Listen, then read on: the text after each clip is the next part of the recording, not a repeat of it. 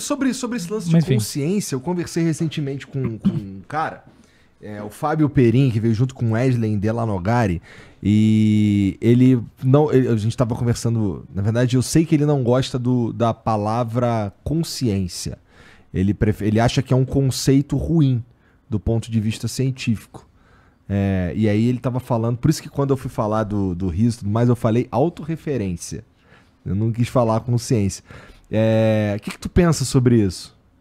É de fato um conceito meio bosta, assim, ele é fácil de explicar e as pessoas entenderem e tal, mas o que é consciência? Consciência, o que é? Bom, a gente já conversou sobre isso no passado também. Já, umas 20 vezes.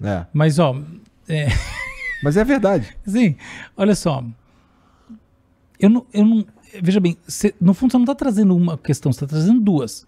A primeira é se eu me oponho àquilo que eu não ouvi de um cara que eu não conheço. Entendeu? Essa daí desculpa, eu não posso responder. Claro. Então, não sei o que de fato foi falado, tá bom? E assim, não conheço. Eu já ouvi falar do Fábio Perin, mas eu nunca li nenhum artigo dele, paper, nada. Entendeu? Então, eu não conheço.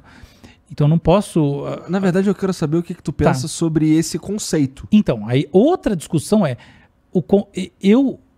Em geral, a minha postura em relação a conceitos é assumir, via de regra, que eles são construtos sociais. Tá. E que, conforme o uso desses construtos seja prevalente na sociedade, não tem essa de gostar ou não gostar. É como a maneira mais eficiente de se comunicar. Isso. Então, então eu sou um pragmatista do ponto de vista linguístico. Então, por exemplo, na medida em que as pessoas estão usando a palavra consciência para todos os lados, eu não vou mudar o mundo dizendo agora eu não quero mais que ninguém use consciência.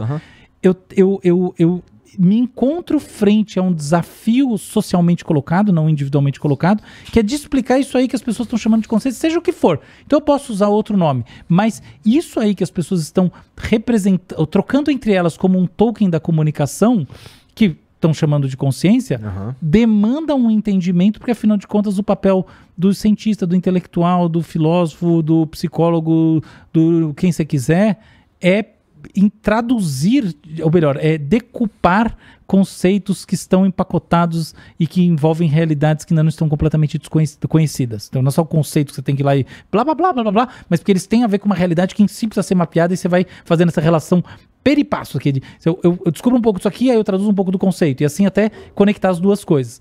Então, especificamente sobre consciência, qual que é a grande questão? Não só consciência é um conceito prevalente na cultura, como a gente tem usos da palavra consciência que são absolutamente fundamentais para o entendimento de coisas profundas. Por exemplo, autoconsciência. Eu posso dizer que eu não gosto da palavra consciência, mas a autoconsciência como um processo de representação das suas próprias ideias para você mesmo, ou metacognição, é um processo que inegavelmente demanda um entendimento, porque é quando a gente pensa sobre as nossas próprias ideias que a gente consegue deixar de lado as más ideias e não sermos tolos. Entende o ponto? Então, eu posso dizer que a palavra consciência pode ser substituída. Agora, a autoconsciência, por mais que eu substitua também, definitivamente exige como um outro referencial que para mim é a consciência. Então, existe uma coisa que existe a consciência porque eu tenho demanda de um referencial que seria ela, que seria a consciência, desculpa, eu quero tirar essa, que é necessário para essas outras coisas que são importantes em si, como a autoconsciência. Outro que é importante, teoria da mente, como é que eu prospecto aquilo que está se passando na mente de outra pessoa? Na prática, o que eu estou dizendo é, o que é consciente para essa outra pessoa? Eu preciso de um referencial que é essa mente, que é alguma coisa na qual alguma coisa se projeta, para poder falar disso aí. Então, isso foi assunto do meu pós-doutorado no século XIX. E eu fiz com ressonância magnética funcional no tempo que era difícil. Hoje você aperta o botão, o negócio é lido, é uma beleza.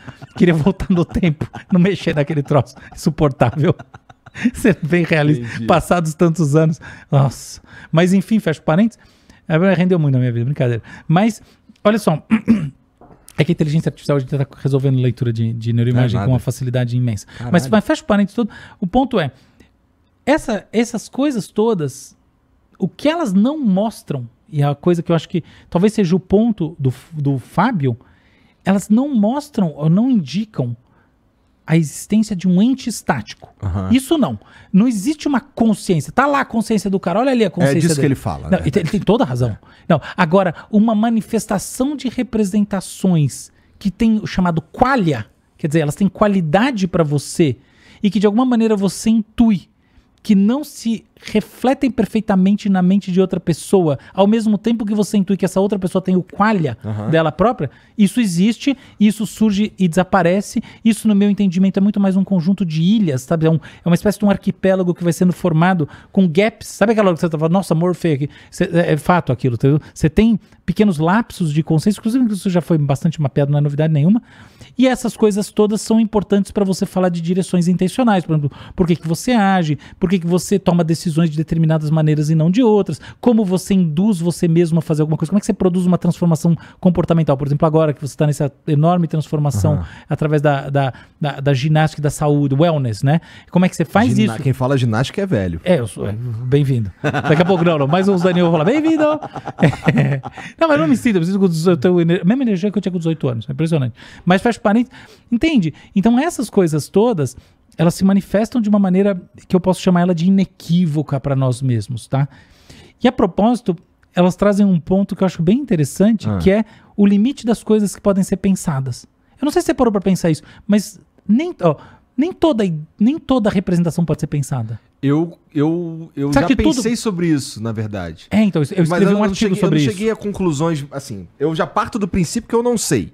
E aí, quando eu começo a procurar, assim, o que eu não consigo, que eu não consigo, que não cabe na minha mente. Ótimo. Por exemplo, pessoas que... Eu acredito em Deus, eu sei que você não acredita, mas vamos lá. Deus não cabe na minha mente. Não, eu acredito em Deus, só não acredito que ele existe. Tá, ok. Então você consegue entender que eu tô dizendo que assim, eu penso... Deus não cabe na minha mente, eu não consigo... Claro. Eu não consigo te explicar. Não, você pode me explicar? Mas não vai ser suficiente, eu não vou ter palavras suficientes para te explicar. Exatamente. Você não pode dar uma explicação completa. Eu não posso dar uma explicação completa. Não cabe. Sim. A escolástica inteira surgiu com as grandes linhas do racionalismo pré-moderno e depois, obviamente, todo o desenvolvimento moderno, com base na perspectiva de que você tinha que desenvolver sistemas de pensamento estrutural, estupidamente avançados do ponto de vista estrutural para poder dar conta, tá, desse desafio. E, obviamente... a conclusão é que não, tá? Que é indefinível por definição, assim. Tá aí E qual que é o limite? Existe um limite para o pensamento? Então, essa pergunta é ingênua, né? Porque assim, não tem o pensamento, né? Tem os múltiplos pensamentos. O que eu posso dizer assim, existe o não representável? Existe. Isso, exato. Então, mas não só não representável do tipo assim... Pense numa coisa que, sei lá, entendeu? Pense numa figura com 8 planos, sabe essas coisas? Não essas coisas. Assim, do ponto de vista mais conceitual mesmo, do ponto de vista no âmbito da representação, existe o não representável? Entende? Existe. Você acabou de dar um exemplo. Deus está numa categoria de não representáveis que envolve o mais famoso deles, que não é Deus. É infinito. Eu consigo entender a vastidão. Vai pra lá. Como é que é o infinito? Eu tô andando num aviãozinho, eu vou. Ele tá na velocidade da luz. Ele pode estar 1 milhão de vezes a velocidade da luz. Ele vai no avião. Ele não chega em lugar nenhum. Fica lá só aquela coisa vindo. Então, esse é o infinito. E você percebe? Eu não consigo conter ele numa representação, porque ele, por definição, é uma representação aberta, tá? O Deus, a grande transformação... com o surgimento das religiões monoteístas, especialmente das religiões abraâmicas, né? É justamente um Deus da infinitude, tá? Os deuses do período da era... Assim, eu vou abrir esse parênteses muito rápido, porque eu quero falar um outro negócio sobre isso, que eu acho que vai ser bem quente no momento. Ver se mas não vai esquecer. Não. Existe uma transformação na representação dos deuses que corre da idade do bronze, tá? Que é a idade dos grandes impérios antigos, que acabou mais ou menos em torno do ano 1180 a.C., tá? Então ela até vai do ano 3.500 a.C. até 1180 a.C. Acabaram todos eles praticamente juntos, tá? Então, por exemplo, Mesopotâmia, assim, o único que sobrou foi o Egito, que na verdade também foi dizimado. Tem uma teoria, na verdade foi um conjunto de fatores que levou a isso. e que envolve os chamados povos dos mares, que seriam povos que vieram, por exemplo, de Sicília, de outros lugares, que seriam como se fossem invasões bárbaras, tá? Mas não era isso, porque eles estavam, na verdade, estavam imigrando.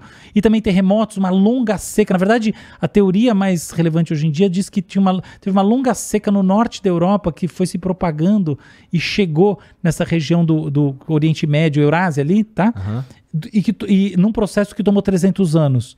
E aí, quando ela chegou com pessoas desesperadas pela fome, etc e tal, que chegaram num lugar que rapidamente foi desolado também, e aí a Era do Bronze desapareceu.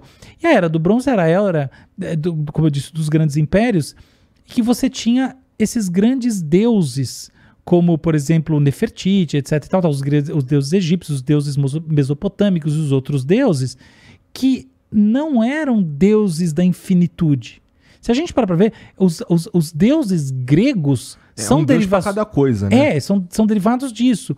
E o que a gente tem, então, assim, e esse processo, por sua vez, já vem de uma transformação evolutiva na formação dos deuses, que originalmente eram deuses de lugar, que antes eram deuses de lugares. Então você tem o deus de Tebas, o deus de não sei aonde, entendeu? Antes de você ter esses deuses que são deuses das forças em si. E antes disso você tem xamanismo, animismo e assim vai, tá? Mas, então fecha essa linha, tá? Então, nessa linha, o que acontece, portanto, antes do surgimento das religiões abraâmicas, os deuses são representáveis. E o que eles são entidades de grande força. É assim, você fala assim, qual é a grande palavra para falar dos deuses? The Mighty God, entende? É esse poderoso, é o poderoso, é isso que conta, é como um ser humano amplificado. Tanto que Zeus traía sua mulher, e etc. Todos os defeitos humanos eles tinham.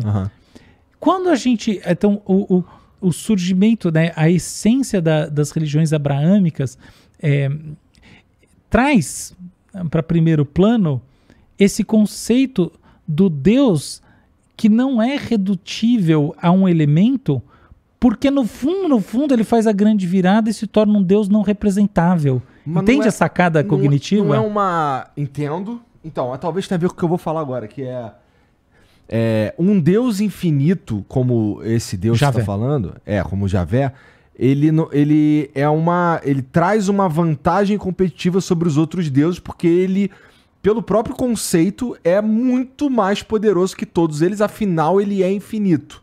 Portanto, esse Deus que eu tô adorando, ele é muito mais sinistro que os teus deuses aí, porque o meu é infinito, eu não consigo nem pensar nele. E aí, a gente cria um problema, que é, como ele não é pessoal, eu não consigo me relacionar a ele como um ser humano. Aí o que eu faço? Filho dele, Jesus. Não, calma. Você deu um loop quântico aí, tá? Nossa senhora. Calma.